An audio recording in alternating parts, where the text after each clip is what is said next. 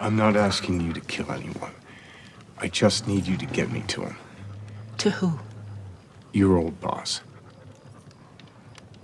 You want to kill Barada? I'm not gonna kill him. I just need to talk. What could he possibly give to you? Guidance. If you want peace, prepare for war. The title of this latest outing for Keanu Reeves' unkillable hitman John Wick is taken from this very adage, and it's most appropriate, as the Baba Yaga is back and in his greatest fight yet. When retired, recently widowed master assassin John Wick opened the floodgates of wrath upon those who stole his car and brutally killed his puppy, his last hope at a loving companion in a time of grief and final gift from his late wife, who would ever thought we would get where we are now? Not only have the films led a renaissance and long overdue appreciation of star Keanu Reeves, they've secured themselves a place in history as the best action franchise in decades, and in John Wick Chapter 3 Parabellum, director Chad Stahelski does the seemingly impossible by raising the bar. Believe the hype.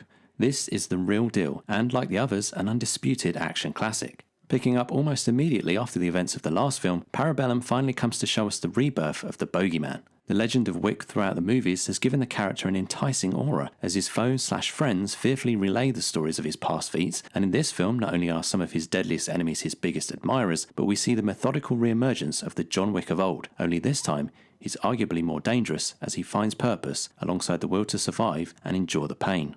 This is first and foremost an action spectacle, but what really impresses here is how this on-screen world is expanded, furthering the work of Chapter 2 in showing how this realm of rules, loyalty and death runs decisively and concurrently to our own. The plot travels along, seeing old favours delivered, obstacles tackled and risks taken, as the story admirably handles some bold developments that may prove a tad controversial for some fans. This sequel takes risks physically and narratively, whilst delving into the soul of Wick himself, showing us how and why a man who has lost this much still needs to live, and asking whether his past has irreparably set his future.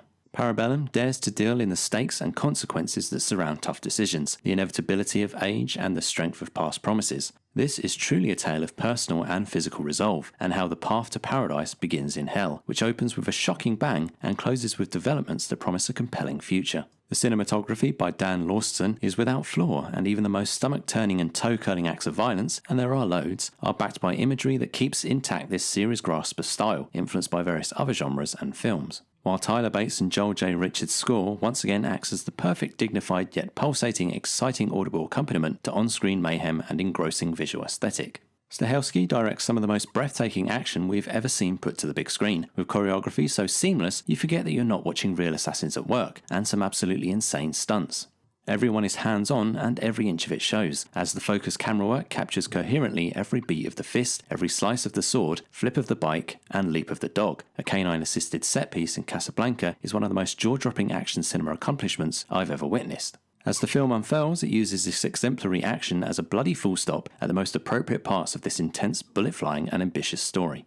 Reeves continues to be a relentless and immense figure as Wick, bringing the quiet, cool and contained torment that made us fall in love with this animal-avenging assassin in the first place, and also delivering perhaps his most impressively physical performance yet. Halle Berry offers fantastic support as fellow dog-loving assassin Sophia, while Ian McShane and Lance Reddick's returns as Continental Manager Winston and Concierge Sharon are excellent, and Lawrence Fishburne, who is wholly invested to this story and his character, is clearly loving every minute of it, just as the viewer undoubtedly will. Meanwhile, new addition Mark Dacascos as Assassin Zero is a charismatic and very appropriate main villain. John Wick Chapter 3 Parabellum, like Mad Max Fury Road or Mission Impossible Fallout, is an innovative display of action and high stakes, but also a story filled with soul, ambition and risk. And if you love this series, groundbreaking action sequences, painstaking craftsmanship or animals, you will not be disappointed. Bring on Chapter 4.